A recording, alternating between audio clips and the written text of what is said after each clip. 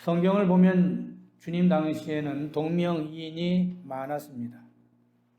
그 중에 여성들을 보면 메리라는 이름이 참 많이 나오지요. 또 남성의 경우는 요한이라는 이름이 참 흔합니다. 그래서 성경을 읽다 보면 이름 때문에 혼동이 올 때가 얼마나 많습니까? 오늘 이 요한이라는 이름으로 시작해 보겠습니다. 하나님이 지어주신 이름 요한.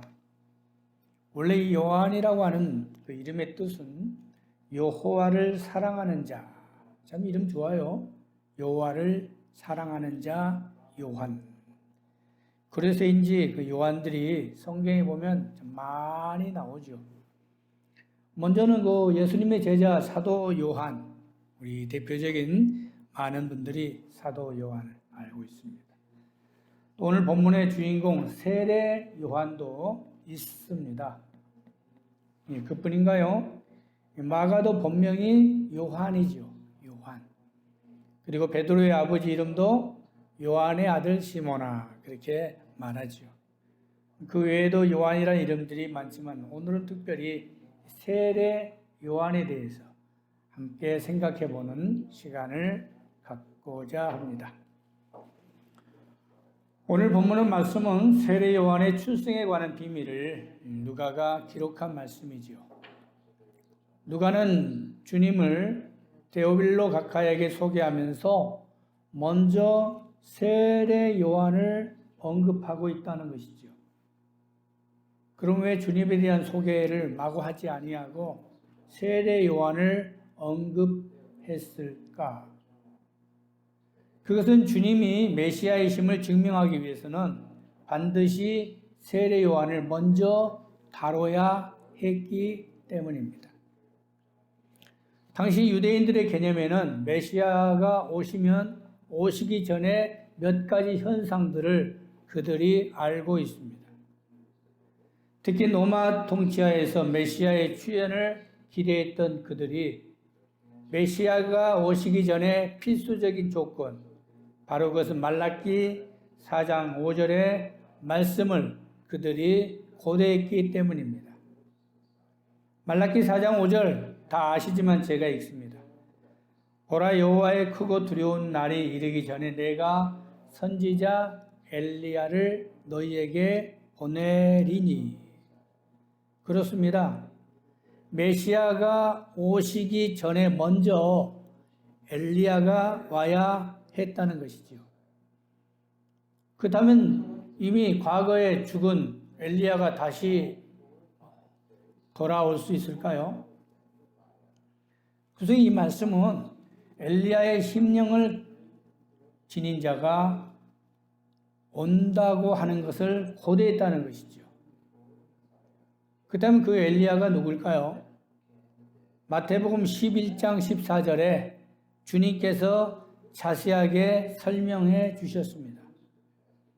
마태복음 11장 14절도 제가 있습니다. 너희가 즐겨 받을진대 오리라 한 엘리야가 바로 이 사람이니라. 다시 말하면 세례 요한을 가리켜서 주님께서 이 사람이 오리라 한 엘리야라고 분명히 소상하게 설명해 주셨습니다. 다시 말하면 세례 요한이 오리라 한 엘리야였기 때문에 세례 요한 자신도 이 사명을 분명히 알았고, 그리고 이것을 알리기 위해서 당시 많은 사람들에게 엘리야의 트레이드 마크인 낙타 토록과 그리고 메뚜기와 석청을 먹고서 광야에서 하나님의 말씀을 외쳤다고 하는 것입니다. 그 다음에 이제 오늘 본문 말씀에서 이러한 이 세례 요한을 강조하면서 저자 누가가 다루고자 하는 것이 무엇인가? 오늘 5절에서 25절 말씀을 보면서 몇 가지를 생각해 보겠습니다. 말씀을 읽다 보면 이 말씀 속에 저자 누가가 세례 요한의 출생은 우연이 아니다, 하나님이 예정하신 것이다 하는 것을 의도적으로 반복하면서 강조하고 있음을 알 수 있습니다.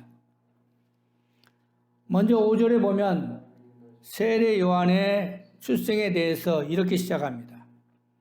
유대 땅 헤롯 때에 아비야 반열에 제사장 한 사람이 있었으니 이름은 사가랴요. 그의 아내는 아론의 자손이니 이름은 엘리사벳이다. 근데 그의 가정에 대해서 7절에 엘리사벳이 잉태를 못하므로 그들에게 자식이 없고 두 사람의 나이가 많다. 이 말씀에서 세례 요한은 출생할 수 없는 상황임을 정확히 설명하고 있습니다. 과학적으로 나이가 많고 그리고 두 사람이 자식을 가질 수 없는, 그러니까 아마 이 사가랴와 엘리사벳은 평생에 자식에 대한 기도를 엄청 많이 했을 것입니다. 그러므로 13절에 천사가 이런 말을 하죠. 천사가 그에게 이르되 사가랴여 무서워하지 말라. 내가 너희 간구함을 들린지라. 얼마나 자식을 달라고 기도했는지 알 수 있죠. 그러나 이제 too late, 이제 모든 게 다 늦었고 이제 자식을 가질 수 없는 상황이 되었음에도 그가 자식을 갖고 바로 그가 세례 요한이라는 것을 보면 불가능을 가능케 하신 하나님이 역사하신 예정 가운데 세례 요한이 출생했음을 알 수 있습니다. 또한 이 사가랴가 자신의 그 제사장 직무를 감당하는 것도 또한 8절에 보면 이렇게 말하죠. 마침 사가랴가 그 반열의 차례대로 하나님 앞에서 제사의 직무를 행했다고 말합니다. 먼저 이 본문의 배경을 보면 우리가 알고 지내가야 할 것이 제사장이라고 해서 다 제사의 직무를 행할 수 없습니다. 그 이유는 제사장이 너무 많았기 때문이지요. 그래서 역대상 24장 7절에 말씀해 보면 다윗 당시에도 제사장의 숫자가 2만여 명이 되었어요. 그렇기 때문에 1년에 봉사할 제사장을 24반열로 나누게 됩니다. 그래서 1년에 52주를 24로 나누면 대략 6개월 안에 한 반열이 한 주간을 봉사해야 했습니다.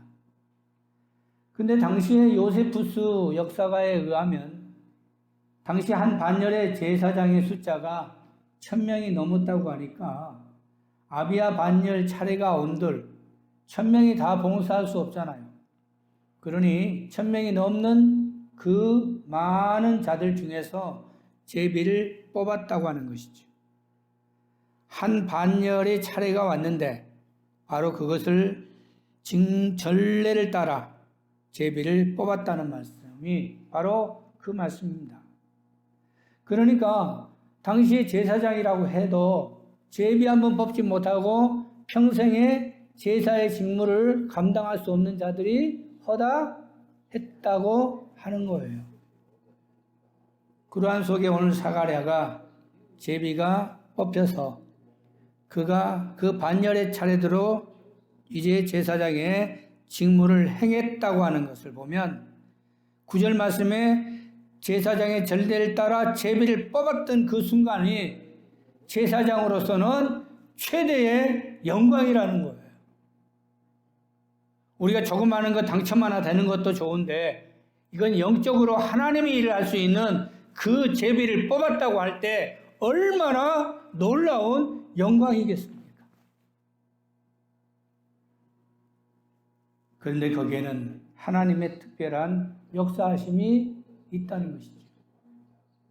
우리의 삶도 그렇습니다. 내가 이 땅에 살아가는 것이 그저 그렇게 교회 나오고 그저 그렇게 은혜 받고 그저 그렇게 사는 것 같지만 여러분이 이 자리에 앉아있는 그 것조차도 하나님이 여러분을 부르셨다는 것은 놀라운 제비 뽑는 것처럼 하나님의 특별한 은총이라는 것을 믿으시기 바랍니다. 많고 많은 사람 중에서 그저 이웃이 가니까 따라 교회에 나온 것이 아니라 그저 내가 이 자리에 앉아 있는 것이 아무것도 아닌 것처럼 느낄지 모르지만 우리의 주위에 하나님의 역사하심을 우리가 영적인 눈을 크게 뜨고 본다면 마치 1000명 중에 한 명이 제비 뽑아 하나님의 역사를 이룸처럼 우리의 삶 속에 보이지 않는 하나님의 손길이 오늘도 역사하고 있다는 것을 명심하십시오. 그때그때마다 우리가 굽이굽이 걸어오는 나날도 그렇습니다. 죽음의 고비를 얼마나 많이 넘기고 이 땅에 살아옵니까? 혈육 친척도 없는데 이민자의 삶을 살면서 나 혼자 해결하지 못하고 무릎 꿇고 눈물을 흘릴 때가 얼마나 많느냐는 거예요. 그때마다 하나님이 역사하심으로 말미암아 하나님의 도우심의 손길로 말미암아 여러분이 이 자리에 선 것은 하나님의 특별한 은총이요 하나님의 특별한 도우심이라는 것. 오늘 이 말씀을 보면서 여러분 자신의 삶을 발견하는 여러분 되시기를 주님의 이름으로 기도합니다. 특별한 하나님의 역사하심. 오늘 사가랴가 제비 뽑는 것도 우연이 아닌 하나님의 특별한 역사하심 속에 있는 것을 깨닫듯이 오늘 또 하나님이 여러분에게 역사하시는 하나님의 음성을 듣는 여러분 되기를 주님의 이름으로 기도합니다. 그렇다면 왜 사가랴가 제비를 뽑게 되었을까? 6절 말씀은 거기에 대한 설명을 이렇게 말합니다. 이 두 사람이 하나님 앞에 의인이다. 주의 모든 계명과 규례대로 흠이 없이 행하더라고 설명하고 있습니다. 성경에서 말하는 의인이라고 하는 개념은 당시의 유대인들의 개념은 이렇습니다. 하나님의 계명과 규례를 얼마나 잘 지키느냐에 따라서 그 기준이 의인이냐 의인이 아니라는 거예요.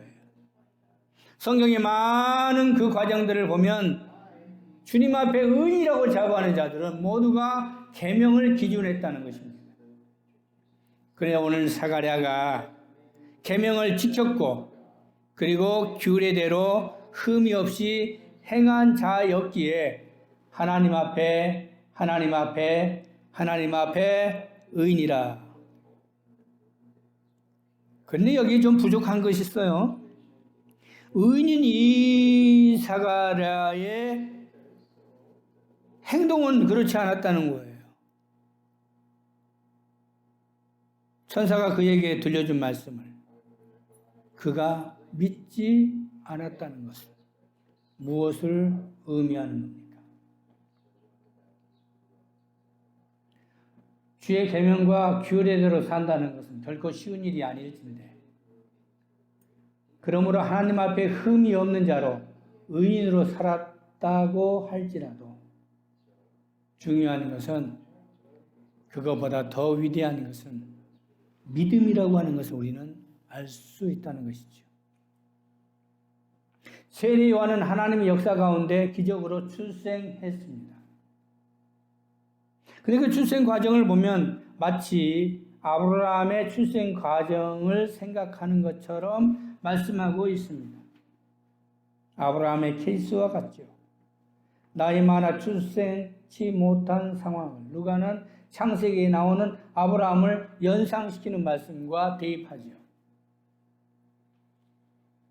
출생하지 못한, 출생할 수 없는 상황에 오늘 천사가 들려준 말은 무서워하지 말라. 너의 간구함이 들린지라. 네 아내 엘리사벳이 네게 아들을 낳아 주리니 그 이름을 요한이라 하라. 그런데 그 말을 듣고 믿지 않았다는 거예요.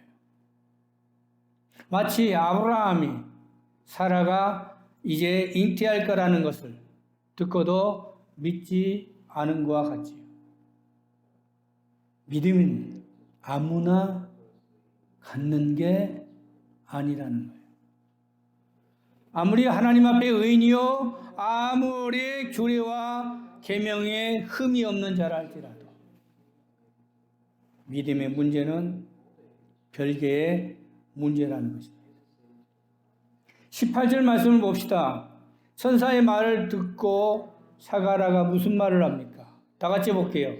사가랴가 천사에게 이르되 내가 이것을 어떻게 알리오? 라고 말합니다. 헬라어 원문을 보니까 어떻게라고 하는 이 말이 카타티 그렇게 나와요. 이 말은 증거를 요구하는 불신의 단어입니다. 하나님 앞에 의인이고 흠이 없는 자라 할지라도 믿음과는 별개였다는 것이죠. 저는 이 말씀을 보면서 우리가 믿음을 가진 것에 대해 너무 감사했어요.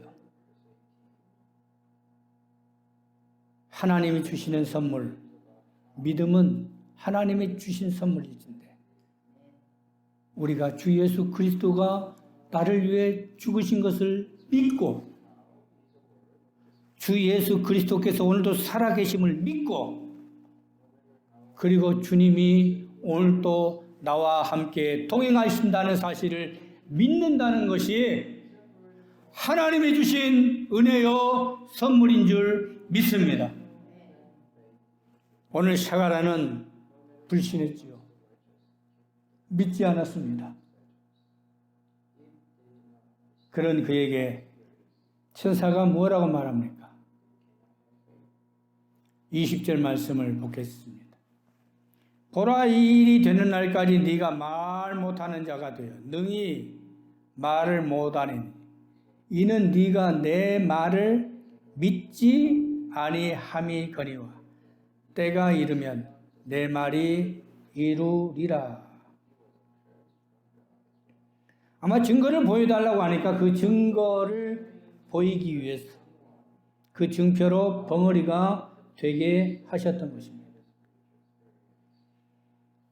당시 벙어리라고 하는 것은 단지 핸디캡을 갖는 장애만을 의미하는 것이 아니었습니다. 벙어리라고 하는 것은 하나님께 대한 저주였기에 벙어리가 되면 하나님과의 관계의 모든 것이 다 단절되는 그러한 규례에 벙어리가 되었다는 것이죠.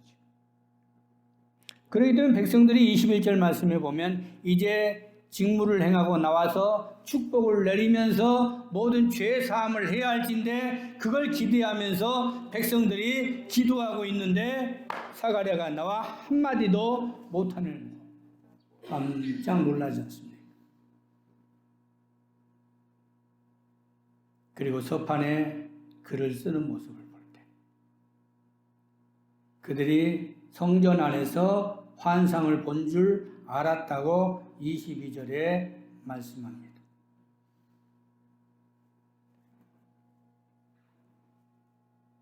믿지 않는 불신 그리고 그것으로 인해서 보여주는 오늘 이 사가랴의 이 모습 이걸 통해서 하나님의 역사하심은 우연이 아닌 하나님의 섭리요 하나님이 역사하신 속에 있는 것이 무엇인가를 분명히 보이시는 것을 우리는 믿어야 할 줄 믿습니다.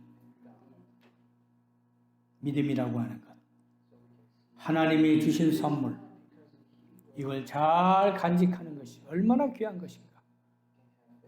2022년도 믿음으로 살아왔던 여러분 2023년 내년에도 변함없는 믿음으로 하나님이 주신 선물을 잘 간직하며 승리하는 여러분 되시기를 주님의 이름으로 기도합니다.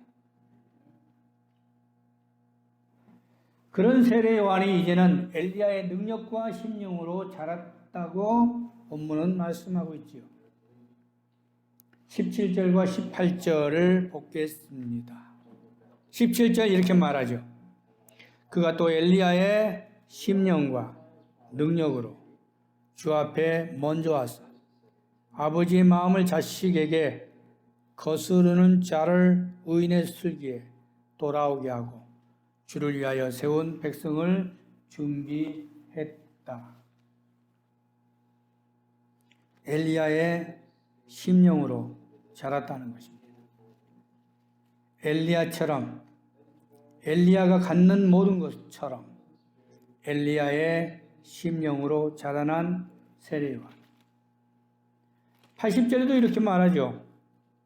아이가 자라며 심령이 강하여지며 이스라엘에게 나타나는 날까지 빈들에 있더라.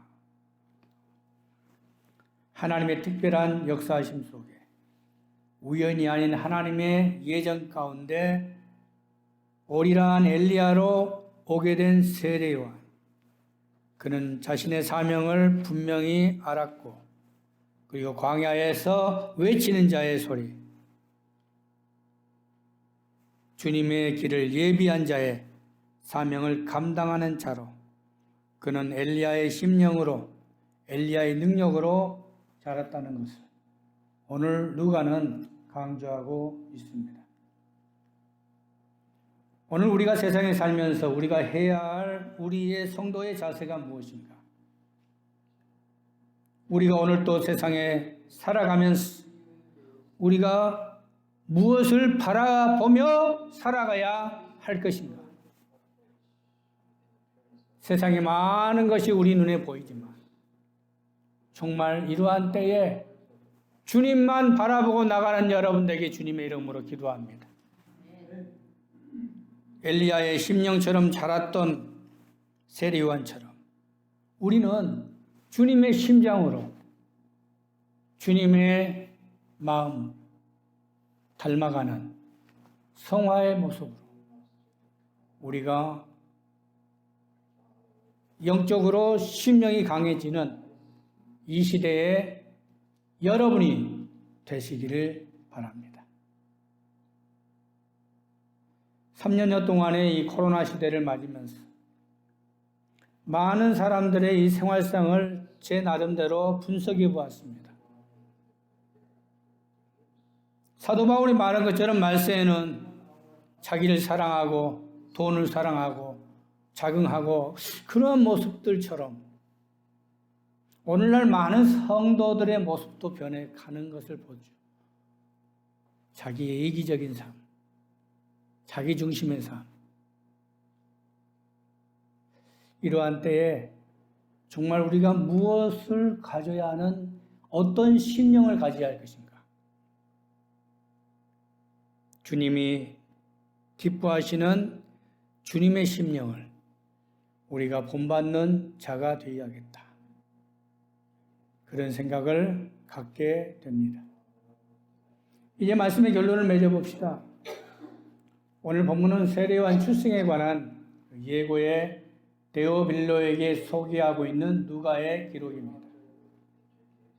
그런데 오늘 말씀에서 그가 강조하고자 하는 포인트의 하나는 주의 오심은 결코 우연이 아닌 하나님의 은혜요 예정하심이요 섭리라는 것을 분명히 설명하고 싶었던 저자 누가의 마음을 우리가 보자는 것입니다.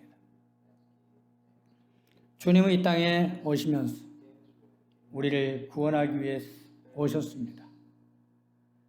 그리고 우리를 위해 십자가를 지시고 대속 제물이 되시고 다 이루었다 하시기까지 그리고 우리를 구원하는 구원자로서 주님이 죽으셨고 그리고 3일 만에 다시 부활하셔서 지금 우리와 함께 계시는 줄 믿습니다.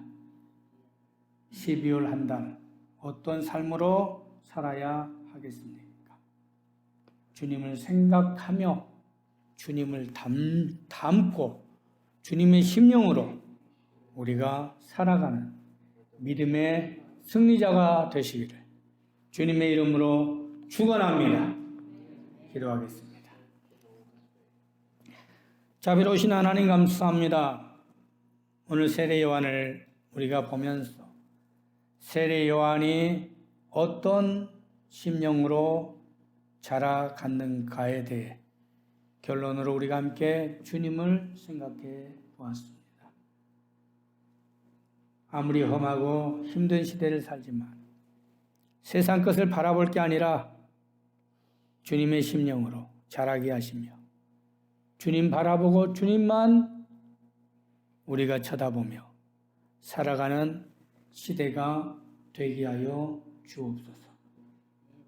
우리 뒤에 역사하시는 하나님의 섭리하심, 하나님의 인도하심, 오늘도 그것을 깊이 깨닫고 내가 내 마음대로 사는 것이 아니라 하나님의 역사하심 속에 산다는 주님의 손길을 깊이 깨닫고 승리의 삶을 살게 하여 주옵소서. 예수님 이름으로 기도드립니다. 아멘.